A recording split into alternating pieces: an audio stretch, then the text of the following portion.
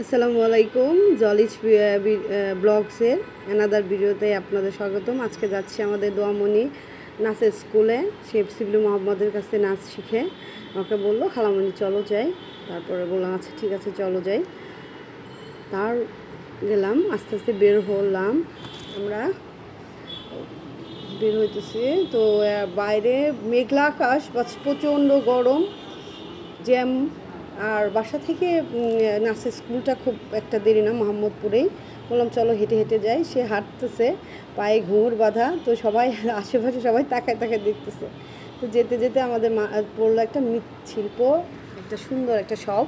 ওইখান থেকে আমি আমার একটা কানের দুল এবং একটা চুলের কাটা নিলাম। ওদের কালেকশন অনেক ভালো। দেন আমরা পৌঁছে গেলাম নাচের স্কুলে। দেখি তো ভিতরে কি হচ্ছে। ওকে আগে পাঠিয়ে দিয়েছে, আমি একটু লেটে পৌঁছাইছি। তো আস্তেই করে ঢুকা, যদিও এখানে ভিডিও করা এলাও না। তারপরেও আমি যতটুকু পারলাম আর কি, এর মধ্যেই ভিডিওটা করলাম। এই তো প্র্যাকটিস করতেছে, চুপ করে আমি এই ভিডিওটা করেছি দোয়ামণির, কেউ দেখেনি যদিও। তারপরে নাচ শেষ, এখন ভাগ্নি আবদার, খালামণি চলো একটু আর কিছু খাওয়াবা। তো আমরা গেলাম স্ট্রিট ফুড। এখানকার স্ট্রিট ফুড অনেক মজার। তো জুস খাবে, সে টায়ার্ড হয়ে গেছে নাচ প্র্যাকটিস করতে করতে।